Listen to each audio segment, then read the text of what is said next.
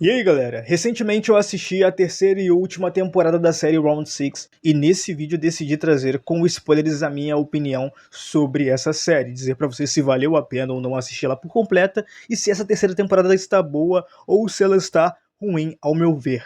Então vamos assistir esse vídeo até o final e lembrando que esse canal não é aquele canal que traz cena por cena detalhada sobre os acontecimentos, mas que ao mesmo tempo aqui nesse vídeo simples eu vou trazer a minha opinião sincera, falando os momentos que eu mais achei interessante, é claro, momentos esses que na maioria das vezes vão ter bastante spoiler. Então vamos diretamente para o assunto principal desse vídeo. Aqui nós acompanhamos essa nova temporada da perspectiva, né, do resultado dos acontecimentos anteriores que rolou na segunda temporada, onde o protagonista, que é do número 456, juntamente com seu grupo de amigos ali, jogadores, tentaram se voltar contra a própria organização que cria os jogos ali, os guardas que usam aquele manto ali vermelho. Fazendo assim, depois de vários tiroteios, eles acabarem tendo as suas próprias ambições frustradas assim que eles são completamente derrotados pelos guardas da organização.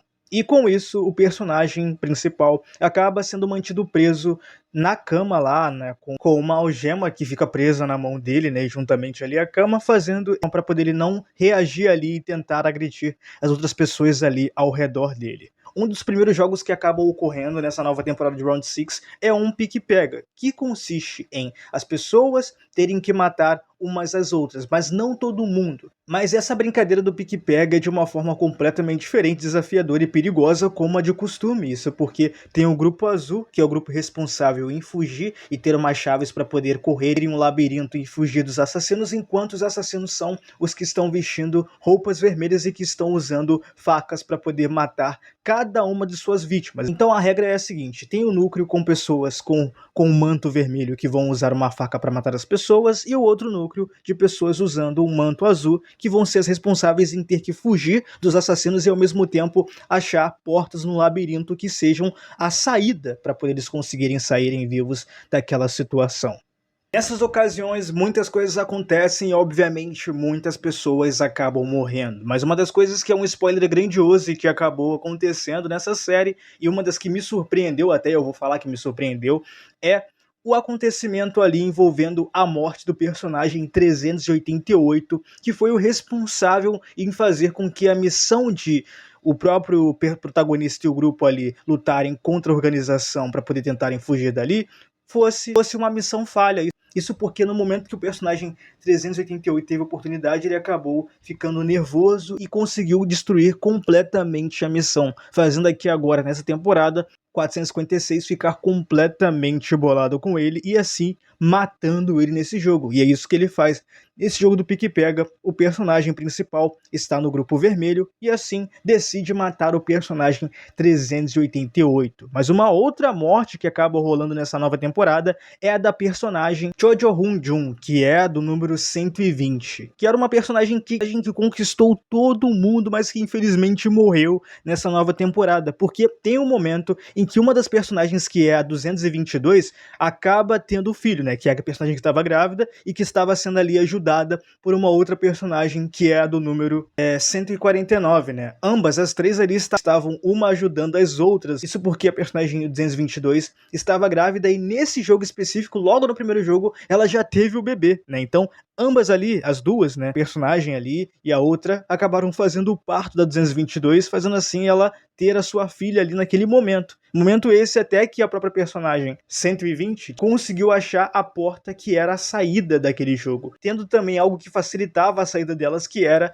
ela ter as 3 chaves que iriam abrir aquela porta. Mas infelizmente a personagem 120 acabou sendo morta pelo personagem 333, que foi uma cena que me deixou completamente bolado. Eu fiquei muito, mas muito pé da vida naquele momento, porque o 333, que era o pai da criança, né, que era filha da número 222, acabou matando uma personagem que foi a responsável em estar ali protegendo a sua própria ex-namorada barra mãe da sua própria filha, algo que ele não sabia que ela estava fazendo, até porque ele achava que eles não estavam no mesmo grupo, mas depois que ele descobriu, ele fez com que a própria ex-namorada dele, mãe da filha dele, ficasse mais bolada ainda com ele naquela ocasião. Mas naquele jogo ali tem vários núcleos interessantes, eu não posso falar sobre tudo, até porque isso aqui não é um resumo, e muitos personagens, obviamente, acabam morrendo logo nesse primeiro jogo, que é do Pique Pega. E o segundo jogo que todo mundo sabe que seria, até porque passou nos trailers ali, era o jogo do Pula Corda, que consiste em ter dois bonecões ali, igual aquele da Batatinha Frita 1, 2, 3, balançando a corda enquanto as pessoas vão ter que pular aquela corda ali, né, mas num precipício ali grandioso, que é literalmente uma linha fina, uma linha meio que de trem, né, fina, e que de um lado e do outro tem um buraco gigantesco onde, se eles caírem dali, eles podem morrer a qualquer momento. É mais um jogo desafiador pra caramba, interessante, ao mesmo tempo inteligente, onde os personagens têm que sacrificar a sua vida, obviamente, para poder sair dali vivo. Mas agora, tendo uma criança ali viva, né, que nasceu ali da própria 222, o protagonista, o próprio 456, coloca sua vida em risco para poder salvar a criança ali, fazendo assim com que a personagem 222 tenha que se sacrificar para poder ter a sua filha viva ali. Então, acontece de nessa cena a personagem 222 acabar morrendo em troca de salvar a vida da sua própria filha. Ah, e eu esqueci de mencionar a questão da personagem 246, que tinha um filho ali dentro, né,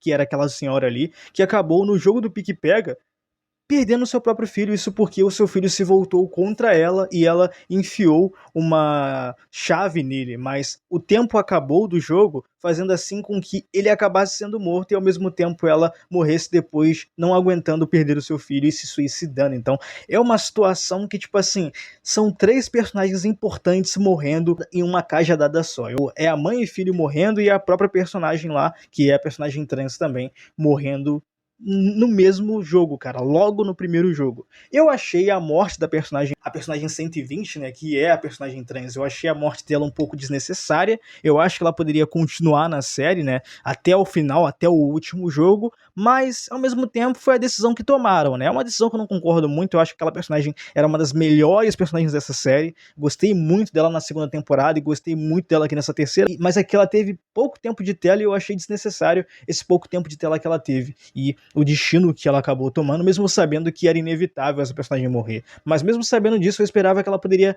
aparecer em mais e mais episódios, sabe, dessa série. E o último jogo é um jogo da Lula que consiste em as pessoas entrarem num bom senso, né, num consenso. E o último jogo é o jogo da Lula que e o último jogo é o jogo da Lula, que consiste em as pessoas entrarem em um consenso ali para poder ver quem eles vão jogar do precipício, né? Que faz ali com que, né, vários personagens, como até o próprio, né, 333 e o próprio protagonista 456, entre outros ali, tentem entrar num consenso para poder ver quem vai morrer e quem vai ser jogado do precipício. E os últimos personagens que sobram ali é o 333, que é o pai da criança, a própria criança e o protagonista, que quem vence no final é a própria criança, que é um plot twist do caramba. Isso porque o próprio personagem, né, 456, joga o personagem 333 do precipício e ele se sacrifica para poder deixar a criança, a garotinha, a bebezinha, viva no final. Mas eu já fui diretamente pro final da série, eu resumi bastante tudo que aconteceu aqui. Eu acho que vocês vão ficar até meio perdidos em relação a eu já ter falado muita coisa sem falar por detalhe,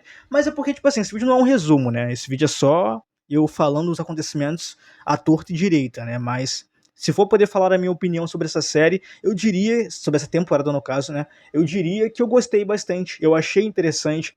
Tem os seus momentos bons, tem os seus momentos contraditórios, onde você vai olhar e vai pensar, algo poderia ter sido melhor aqui, né? Não gostei de tal coisa, mas a série em si, ela não mudou o seu dilema, ela não tá com uma qualidade ruim, a qualidade não diminuiu, tá? Ao decorrer das séries, como acontece. Eu achei ótimo essa série, essa terceira temporada ser a última, porque fechou com chave de ouro, fechou de boa, foi tranquilo a maneira em que ela se finalizou, mas ao mesmo tempo eu acho que tem decisões ali que poderiam ser tomadas de uma maneira diferente, como a questão da personagem trans e também a própria questão do personagem principal.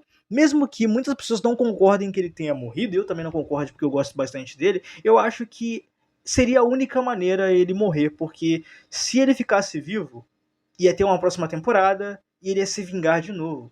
E tipo assim, ele passou por duas coisas novamente. Ele perdeu pessoas na primeira temporada perdeu pessoas na segunda temporada e perdeu mais gente nessa terceira temporada. E todo o dilema dele com o frontman ali nessa série, que é o próprio chefe, o frontman é o chefe dos jogos, era a questão de, tipo assim, dele querer se vingar.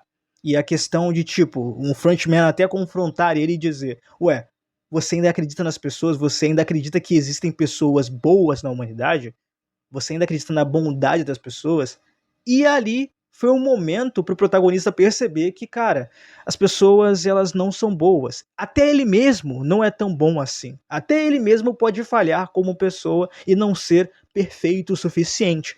Então, ao ele perceber isso, ele decidiu que ele teria que se matar e se sacrificar pela criança para poder mostrar uma mudança ali e ele não se tornar o que o frontman era. Isso porque nessa nova temporada é mostrado que o frontman já foi um jogador antes dele se infiltrar na segunda temporada e fingir ser um dos jogadores como ele fez e como a gente descobriu que ele fez, né, no final da segunda. Então tem toda uma questão filosófica e uma questão de autoaceitação e também de perceber que você não é o herói, cara. Você pode ser o vilão da sua própria história e é o que o próprio personagem principal percebeu que ele poderia ser e que ele ao mesmo tempo se tornou, mas que ele pôde mudar no final e perceber que ele poderia ser uma pessoa boa ainda, ou ter um resquício, um pequeno flasco ou atitude de bondade. Eu gosto também da maneira que a série ela divide o núcleo dos jogadores, o núcleo dos jogos, com o núcleo do lado de fora que envolve o policial, né, que é o irmão do frontman, tentando achar a localidade onde os jogos acabam ocorrendo. Mas ao mesmo tempo, gente, eu tenho que dizer, cara, às vezes, agora analisando, pensando bem, o núcleo dos policiais do lado de fora é um pouco inútil, cara. Que tipo, nada acontece. É desde a primeira temporada o policial tentando reencontrar o seu irmão. E ele reencontra o irmão dele novamente e acontece a mesma coisa que aconteceu na primeira temporada. Ele olhar pro irmão dele de longe, apontar a arma pro irmão e o irmão fugir e, cara, tipo, não resolveu nada. Então é uma parada que, tipo assim, sabe? Fica aquela, o personagem, ele tem a ambição dele, né? Ele tá ali pra conseguir concretizar algo que ele quer, mas não dá em merda nenhuma. Então parece que, tipo assim, tudo que aconteceu, toda a investigação não serviu de merda nenhuma. A gente pensa que se talvez o protagonista tivesse desistido da vingança, poderia acabar ali e acabou, entendeu? Mas ao mesmo tempo, mesmo tendo essas situações que a gente pode não gostar tanto, a série ainda continua tendo o seu saldo positivo. Eu ainda continuo gostando da série e achando essa série interessante pra caramba, porque ela está boa ainda. Eu ainda gosto de como as coisas são construídas aqui nessa série, né? Mas esse foi o vídeo, gente. Espero que vocês tenham gostado. Se gostaram, deixem um like, se inscrevam no canal e não se esqueçam de comentar as suas opiniões sinceras sobre esse vídeo e também sobre a série. Vocês já assistiram a série? Não assistiram? Comentem aqui porque eu quero saber as opiniões de vocês. E também deixem suas opiniões sinceras sobre essa série, se vocês gostaram ou não. E tenham aqui nos comentários conversas respeitosas sobre essa terceira temporada de Round 6. Até o próximo vídeo, gente. Valeu, tchau, fui!